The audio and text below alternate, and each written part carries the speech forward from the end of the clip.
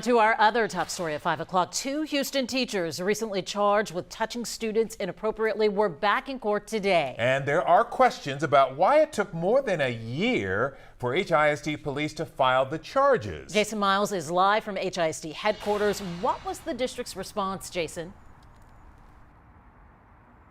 Well, as you know, all three of these accused teachers worked for HISD at the time of these alleged crimes. One of them, it appears, remains an employee as this judicial process begins.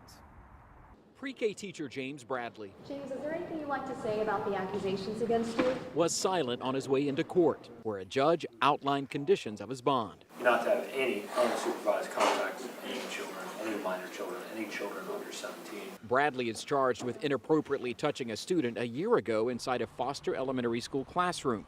Bradley's attorney says an initial internal investigation by HISD found no wrongdoing, and Bradley was then transferred to Lockhart Elementary. He was cleared by the school, and the school allowed him to come back to work.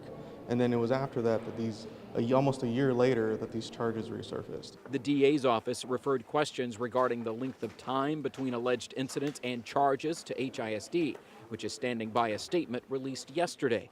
It said in part, quote, HISD is reviewing steps taken in each of the recent cases involving student allegations of inappropriate conduct.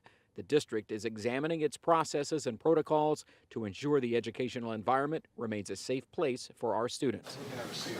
Former substitute teacher Kamrul Hake, a nearly 30-year HISD employee, was accused of inappropriately touching students at Cunningham Elementary a year before he was charged this week. And former teacher Raymond Williams, who appeared in court over the weekend, is accused of the same crime involving at least 4 students at Cashmere Gardens Elementary more than a year ago as well. Bradley's attorney says his client looks forward to being cleared again, this time in a court of law. And just like anyone else, he deserves his right to due process and to a fair trial.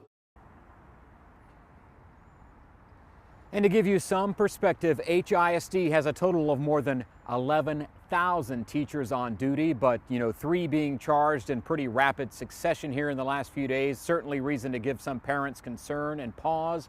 And coming up at 6 o'clock, advice on how to speak with your children about these types of allegations. For now, we'll send it back to you.